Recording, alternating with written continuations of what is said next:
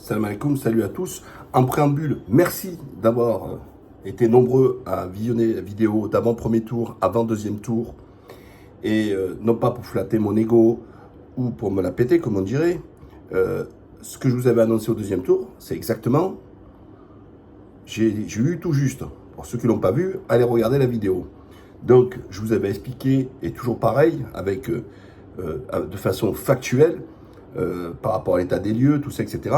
Et choses qui avaient échappé aux médias, aux journalistes, qui ne bossent pas d'ailleurs, et naturellement aux sondeurs, qui se sont complètement plantés. Donc, je l'avais annoncé avant, vous voyez, c'est pas de l'opportunisme. Donc, maintenant, je vais vous expliquer pourquoi le RN se trompe, pourquoi le RN ment quand il dit qu'il a gagné les élections, qu'il était en tête et tout ça. Je vais m'en expliquer. Et par contre, là où je leur donne gré, c'est que le système n'est pas démocratique. Je vais m'en expliquer. Restons sur la première chose. Pourquoi je dis ils n'ont pas écrasé de 3 millions comme ils disent eux, hein. Alors là, je vais vous montrer leur slogan. RN 10 218 000 voix. Deuxième, Front Populaire 7 millions, donc 3 millions d'écart. Et ensemble, donc macroniste, 6 300 000. Rejoignez la dynamique et adhérez. Voilà, ça c'est la pub mensongère du RN. Alors pourquoi ils mentent? 3 millions hein, d'écart. Et après ils pleurent, ils disent ouais, ben, on n'a pas assez de postes, tout ça, etc. Je vais m'en expliquer. Hein. D'abord, en expliquant les choses. On parle en nombre de voix.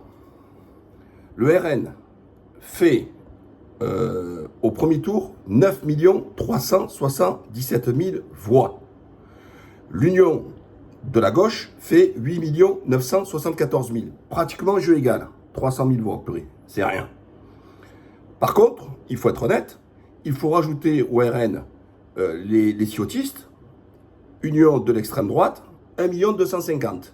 Mais il faut rajouter pour la gauche, dans ces cas, les divers gauches, 491 000, l'extrême gauche, 367 000, certains écolos, 180 000, Parti socialiste, 29 000, LFI, 12 000, Parti communiste, 3 000. Vous allez me dire, mais Mourad, non, ils sont inclus dans l'autre. Non, ça, c'est les dissidents. Et un exemple, Garrido, elle s'est présentée, elle, avec sans le support de LFI. Elle n'avait pas eu d'investiture. Donc, elle est calculée en différents gauches. On a eu beaucoup de PS comme Gage et tout ça qui n'ont pas été soutenus, ils ne rentraient pas dans l'Union. Donc ils sont calculés de façon différente. Parce que quand vous êtes candidat aux législatives, vous marquez de quel parti vous êtes. Voilà. Donc les chiffres que je viens de vous donner, vous pouvez les retrouver, c'est le ministère de l'Intérieur. Vous voyez, j'ai rien inventé. Donc au premier tour, le RN et la gauche fait pratiquement jeu égal. Ou peut-être un petit avantage pour la gauche. Premier tour. Mais au premier tour, c'est quoi? Les gens ont le choix, il y a toutes les couleurs politiques, et les gens, ils votent. La seule chose qui est pour le compte du RN, c'est que le RN n'est pas une association de partis. C'est un parti unique. D'accord? C'est pour ça qu'on l'a distingué avec les ciotistes. Donc, deux partis. Alors que la gauche, dès le départ, se sont unis. Donc, c'est une union de partis. Les autres côtés, c'est un parti, et là, c'est une union de partis. Mais à partir du moment où ils ont annoncé, dès le premier tour, on fait bloc, on porte un seul nom, d'accord, le Front Populaire. Donc, ça devient une union de partis, et donc un seul parti. Après, leur cambouille, comme ils font là en interne, à l'intérieur, qui a le plus de députés, tout ça, c'est notre cambouille. Mais officiellement, ils se sont présentés sur une seule et même étiquette. On est d'accord. Maintenant, on va parler de deuxième tour. Donc le RN était au premier tour à 9 377 000 et au deuxième tour, il fait 8 700 000. Donc il perd en nombre de voix. Il perd 600 000 voix. Voilà, contrairement à ce qu'il dit. Bien sûr, il faut y rajouter les ciotistes 1,3 million. Alors comment ils sortent les chiffres? Au premier tour, le RN a qualifié dès le premier tour des candidats. Donc de facto, sur ces 30 et quelques circonscriptions, les électeurs du RN ne se sont pas exprimés. C'est pour ça qu'ils ont un score moins important que le premier tour. La gauche, elle était, sans les alliances, à pratiquement 9 millions, 8 974 000, donc 9 millions. Et au deuxième tour, 7 millions, elle perd 2 millions d'électeurs. Mais elle ne perd pas 2 millions d'électeurs. Et là, c'est là le mystère. Quand la gauche retire 120 candidats, d'accord? Donc, par rapport au premier tour, c'est pour ça qu'elle perd 2 millions de voix. Quand elle retire, si vous faites une moyenne de 20 000 électeurs par candidat, sur 120, vous êtes déjà à 2 400 000 voix. Donc, il ne faut pas prendre les chiffres du deuxième tour, puisque au deuxième tour, c'est quoi? C'est seulement ceux qui se sont qualifiés, qui ont fait plus de 12,5% des inscrits qui se sont qualifiés, ou dans les deux premiers, d'accord? Donc ça veut dire qu'il y en a qui ont été effacés, par exemple même de la gauche, dès pour le deuxième tour.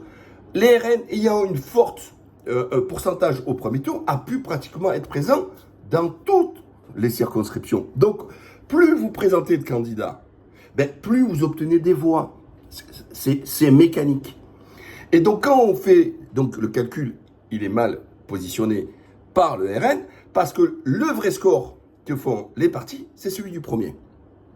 Ensuite, bien sûr, et parmi tout ça, quand tous ces élus, tous ces électeurs de gauche, d'accord, qui ont voté pour les macronistes, parce que barrage au RN, et vous le calculez pour ensemble, et donc vous dites ensemble a fait tant de millions, 6 300 000, mais au deuxième tour.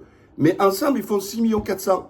Donc en gros, entre le premier et le deuxième tour, eux, ils se maintiennent, les macronistes. Et comment ils peuvent avoir le même score? Alors que les autres, on l'a vu, le RN a perdu pratiquement 1 million d'électeurs. Je vous ai expliqué par rapport à ce qui était au lieu du premier tour. Et puis, la gauche en perd 2. Voilà. Voilà. Alors qu'ils ont enlevé 80 candidats. Voilà. Donc, les LR, ils étaient au premier tour, ils étaient à 2 100 000. Deuxième tour, 1 400 000. Ils n'ont qu'un élu au premier tour, donc ça n'a pas impacté énorme, d'accord? Donc, ils perdent des voix, 600 000 voix. Mais pourquoi ils les perdent? Parce que la plupart de leurs candidats n'ont pas pu se qualifier au deuxième tour. Donc, le calcul des voix avec ce système majoritaire à 2 tours, il ne faut pas avoir une lecture du deuxième tour, il faut voir une lecture du premier tour. Parce qu'il faut se qualifier au deuxième tour. Comment vous, un électeur de gauche, puisse aller voter au deuxième tour, s'il n'a pas de candidat gauche, réfléchissez, arrêtez d'être des malades. Et puis il y a peut-être même une partie des électeurs de gauche qui ont voté RN, minoritairement, au deuxième tour, parce que anti-macroniste. Et il en est de même dans certaines circonscriptions où il y a des LR qui ont préféré RN, des électeurs RN, qu'un gars de gauche. Et ça, on a des chiffres là-dessus. Ayant écarté cela, donc pour vous dire que c'est de la fake news, et c'est trompé sur la marchandise. En revanche, je donne acte au RN que le système n'est pas démocratique. Et il est tellement vrai, ce que je vous dis, que le RN en est conscient, c'est là où c'est des menteurs, et je leur en veux, c'est que jusqu'à présent, ils savaient que ce scrutin majoritaire à 2 tours, depuis l'époque du père Le Pen, n'était pas à leur faveur avec ces histoires de barrage. Et donc, ont toujours milité par une proportionnelle. Ah, tiens donc, la même chose que LFI qui réclamait la 6e République. Rappelez-vous. Cette 5e République, elle est faite pour permettre à un seul camp de gagner sans faire de coalition. Qu'est-ce qu'était la 4e République? C'était un système de proportionnel. Les gens se faisaient élire sur leur couleur. Et pour dégager une majorité, ils font des magouilles entre les partis sur le dos des peuples, parce qu'ils ne consultent pas leur peuple, hein, quand c'est comme ça. Ils font leur cambouille à l'Assemblée nationale et ils dégageaient un président là-dessus. De Gaulle, quand il fait la 5e, il dit il faut cliver. Donc il ne veut pas des alliances, parce que, et il avait raison là-dessus par contre. Et donc il dit il faut cliver et il faut permettre à un parti qui a ce qu'on appelle une majorité relative. Qu'est-ce qu'une majorité absolue? On a 577 circonscriptions députées, la majorité à 288. Et c'est ça absolu, c'est-à-dire qu'à lui tout seul, si tous les gens votent, tous ces députés votent dans le même sens, ils ont besoin de personne, ils écrasent. C'est ce qu'avait Macron avant 2022. Mais en 2022, il n'a plus la majorité absolue, il a ce qu'on appelle la majorité relative, à peu près à 240 députés. Relative, ça veut dire quoi? Ça veut dire que vous êtes, c'est pour ça que les mots, la sémantique et les mots, c'est pas une majorité. Vous êtes devant, vous êtes premier, celui qui a le plus de députés. Mais vous n'êtes pas majoritaire. Parce que quand les autres s'unissent, ils ont plus que les 289, c'est-à-dire plus que la majorité, etc. Mais alors, c'est pour ça qu'il y a le 49.3 qui a été permis pour permettre au gouvernement de faire un passage en force avec une majorité relative. Mais pour équilibrer le tout de la Ve République, il est permis de ce qu'on appelle une motion de censure. Qu'est-ce que veut dire une motion de censure? C'est qu'après l'utilisation d'un 49.3, c'est-à-dire un passage en force par le gouvernement, il est permis à des groupes, au Parlement de déposer une motion de censure et les partis votent. Et elle n'a jamais pu faire sauter un gouvernement parce que la droite s'est toujours refusée de s'associer aux autres. Il en est de même quand le RN posait une motion de censure, la gauche ne la votait pas sous prétexte que c'était le RN. Par contre, le RN a toujours, et ça il faut lui reconnaître, voté les motions de censure, même venant de la gauche. Voilà, parce que c'est toujours celle qui a été désignée en premier qui est votée. C'est pour ça que des fois on en a 2 ou 3, parce que c'est exactement la même, etc. Maintenant, au lieu de s'en vouloir, de dire dans les premiers points qu'ils ont fait, Bardella, Premier ministre, il se disait, pas une seule fois j'ai vu écrit proportionnel. Or, c'était un élément majeur de société, d'organisation, parce que c'est le mode de scrutin qui donne aussi une architecture de gouvernance au pays. Et donc, on ne peut pas faire fi. Et alors là, passez à l'as. Vous regardez dans le truc, il ne parle pas. Alors la sécurité, le pouvoir d'achat, le truc, l'islamisme, enfin tout ce qu'ils veulent. Mais alors, zéro sur les institutions, alors que c'était primordial. Mais comme ils se sentent forts en disant, on a brisé notre plafond de verre, et avec le même scrutin, la fois dernière, on a pu avoir 89 députés, là ils en ont à peu près 150, avec le truc, on peut gagner. Et là, ils sont en train de pleurer en disant, mais attendez, au deuxième tour, on fait 10 millions et on est troisième. Oui, mais t'es troisième parce que c'est pas une proportionnelle. Et c'est là où je vous dis que le système français, qui est rare au monde, d'accord, est antidémocratique. Pourquoi? Démocratie, pouvoir du peuple. Les seules élections qui sont démocratiques, c'est l'élection européenne, c'est une proportionnelle intégrale, les régionales proportionnelles et municipales proportionnelles. Parce que chaque voix compte. La voix de madame et la voix de monsieur compte, quelle que soit sa situation. Que la personne soit dans le Gard, au Pays Basque, en Bretagne, en Alsace, en Provence, à Saint-Pierre-et-Miquelon, à La Réunion, Mayotte ou alors en Nouvelle-Calédonie, chaque voix compte. Sauf qu'avec ce mode de scrutin, les voix ne comptent pas. Un exemple, quel que soit le parti, RN ou la gauche, si sur un territoire, il gagne à 70%, alors qu'il faut que 51% pour gagner, d'accord? Eh bien, les 19% en trop ne viennent pas combler de l'autre côté. Quand on vous présente des moyennes nationales, c'est complètement factice, parce que en fait, tout est complètement... alors, par exemple, un territoire très à gauche, l'électeur de droite, tu te dis, ouais, moi, je vote, ça sert à rien, c'est un territoire de gauche. Et donc, du coup, aussi, il y en a qui ne participent pas parce qu'ils savent qu'ils seront minoritaires. Or, si c'est une élection nationale, on devrait prendre la métropole, les DOM et les TOM, d'accord, tous ensemble, et mettre tout dans la même caisse. Et là, on a des systèmes de vraie représentativité, où chaque voix compte. Chaque voix compte. Alors, ils vont me dire, ouais, mais tu vas revenir à la 4e République et celle des partis. Ah non, on peut peut-être envisager de le moderniser entre les deux, entre la 5e République et la 4e République, pour éviter les magouilles de partis. Parce que, qu'est-ce que j'appelle les magouilles de partis?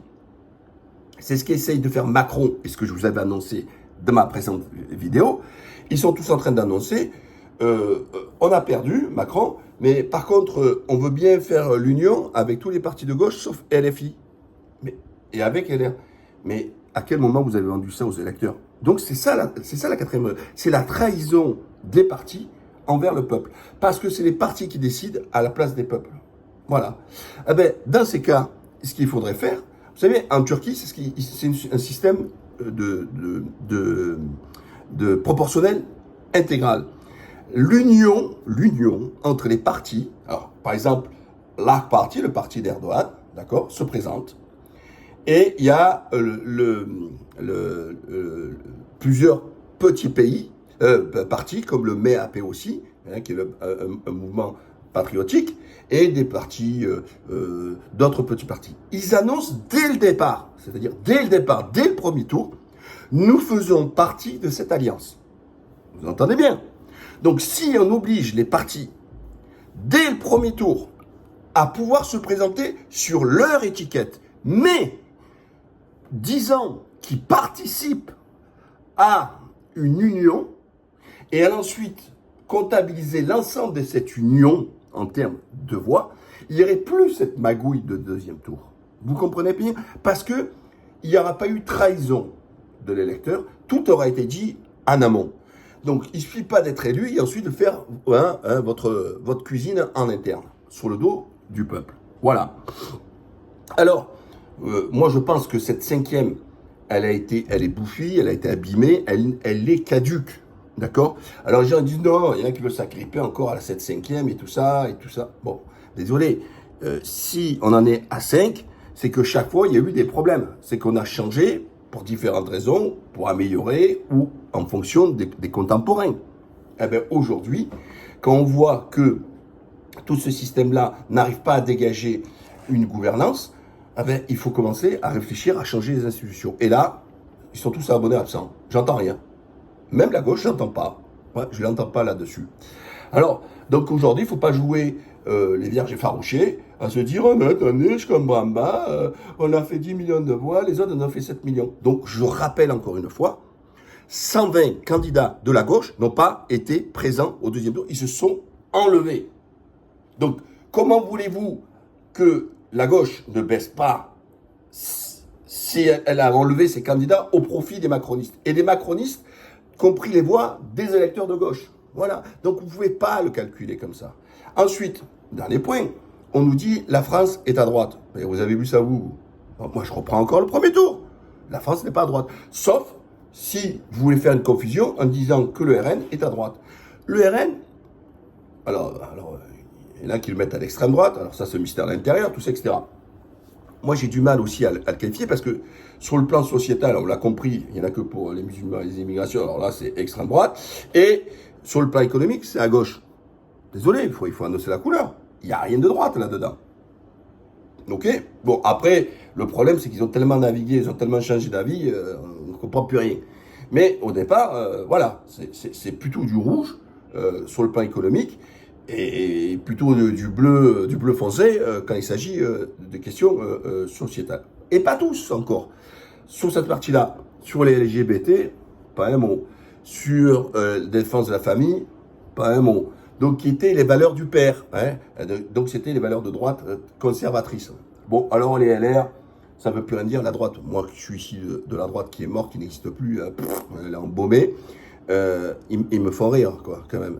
Avec quoi Donc, je vous rappelle que les macronistes, selon les projections, avec les triangulaires, ils sortaient avec maximum 80 députés. Ils en ont le double, là. Donc, venez pas maintenant nous la faire avec 150 trucs. C'est parce que c'est la gauche qui a voté pour vous et c'est la gauche qui vous a donné les circonscriptions. Donc, il faut arrêter de prendre les gens pour des couillons. Donc, vous êtes en train de dire que les électeurs de gauche qui ont voté pour vous, pour faire barrage au truc, fait que la France est devenue à droite. Non, vous devez 80%, 80 à 70 à 80 de vos places de députés, vous les devez à la gauche. Dans ces cas, il faut les mettre au profit de la gauche alors dans ces cas. Eh oui. Non, donc vous avez été élu grâce à des voix de gauche. Donc ne dites pas, nous plus les LR, la France est majoritairement de droite. C'est faux. Et les LR, c'est exactement la même chose, puisque la gauche a retiré des candidats quand elle était en troisième position, où le RN était en position de gagner, et donc des voix de gauche sont venues se reporter. Et là, voilà. Donc arrêtez de dire les âneries. Donc je reprends le premier tour. Donc Macronite 6 400 000, les LR 2 millions 100. Ça fait 8 millions 5. D'accord? 8 millions 5, ben c'est en dessous de l'union de la gauche. 8 millions 9. Voilà. Donc, premier tour, la gauche est devant la droite. Alors, pareil, hein, il y a un petit peu à droite, hein, des indépendants, divers droites, à 200 et quelques mille, il y en a de même pour la gauche. Donc, si je prends le premier tour, la gauche est devant la droite. Donc, arrêtez de me dire que vous êtes devant. Le seul qui fait jeu égal, ou peut-être avec une petite tête d'avance, c'est le RN. Donc, RN, l'union de la gauche est pratiquement au même niveau. et puis la droite qui est en dessous. Donc arrêtez de dire la France est à droite. Non. Encore une fois, les vrais scores, c'est ceux du premier tour où il y a tout le monde qui est là. Hein, tout le monde qui est là. Ce système majoritaire de tour trouble les choses. Parce que, il faut se qualifier. Et donc l'électeur, s'il n'a pas un candidat qualifié, eh ben, il ne peut pas voter. Ou alors, il vote le moins pire, comme ils appellent ça, ou ils éliminent. Donc c'est complètement faussé. Ce n'est pas des gens qu'on choisit, c'est des gens qu'on fait l'élimination d'un candidat au deuxième tour. Vous voyez la subtilité entre les deux. Enfin, j'espère. N'oubliez pas de vous abonner, de partager. Et les faits encore sont têtus. Donc, la seule solution aujourd'hui, c'est réviser nos institutions. Et là, silence radio, on n'entend personne. C'est dommage. À bientôt, bye bye.